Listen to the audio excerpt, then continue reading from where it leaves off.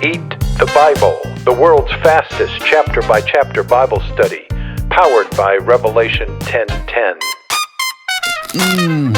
Okay, let's get started. Welcome to Eat the Bible. You're part of something that's never been tried before, going through the Bible chapter by chapter in a mere 24 hours. Okay, the facts you need to get started. There's the visible natural world and the invisible supernatural world. This supernatural world is where a massive cosmic battle's been raging for 6,000 years between the forces of good and evil. God versus Satan. They are battling over you. This is God's army. This is just a partial list of Satan's army designed to strike fear in us. Now, God created everything. His greatest creation, the one he's most excited about, is human DNA.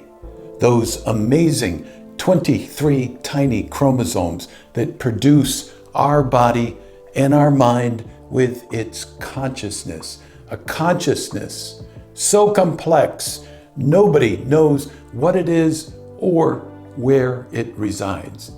What Satan does know, however, is that there is a portal to our mind. When he gains access to that portal, he plants destructive thoughts. You see, Satan's goal is to destroy us. He does this by creating chaos and tampering with our DNA. This tampering began in Genesis chapter 6. Later, alien abductions and cattle mutilations provided more opportunities for experimentation. Now, Satan's knowledge is so advanced, he's inspiring scientists and doctors to inject chemicals in us that can modify our DNA. The following situations are ones that Satan wants us to engage in because they can cause our portal to open up, allowing demons to enter. If we come to our senses and realize we're caught in one of these slime pits, get out immediately. Apply the 24-hour rule. Resolve it by sundown. We will be tracking 4 themes as we go through the Bible: sacrifice, Satan, script, and self. Sacrifice, that's the blood sacrifice of animals, the first system God put forth to deal with the problem of sin in our lives. When Jesus died on the cross 2,000 years ago, he was the final sacrifice. All the sins you will ever commit were dealt with on the cross. When a chapter deals with sacrifice, look for this symbol. When Satan is on display in a chapter, look for this symbol.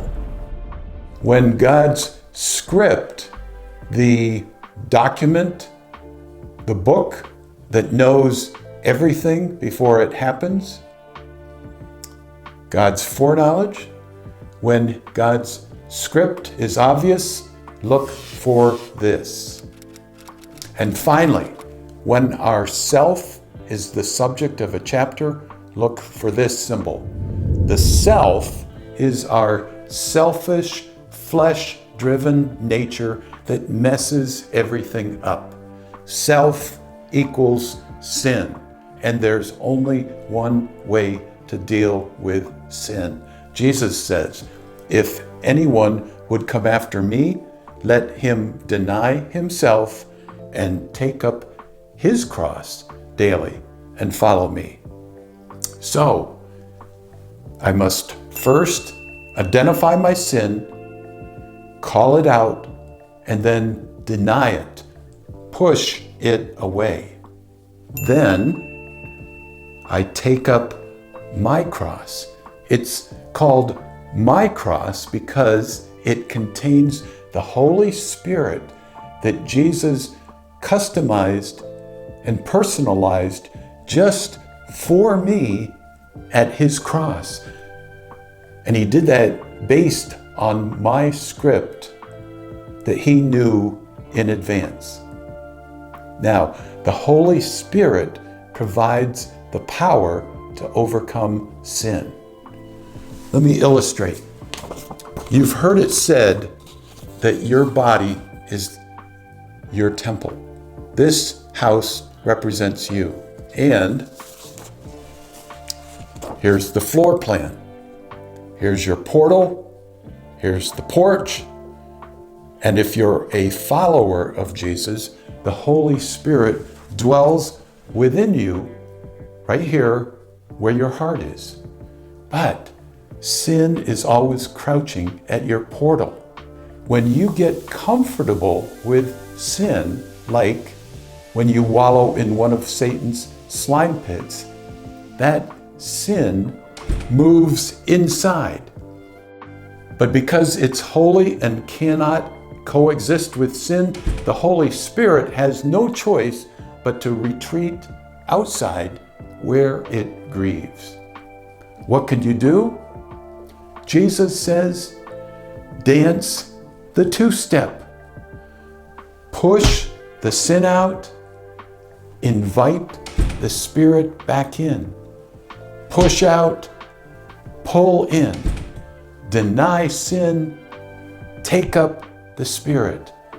Deny myself, take up my cross. Can you hear it? I will deny myself, take up my cross daily.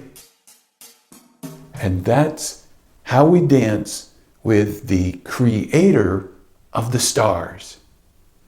You have all the basics now.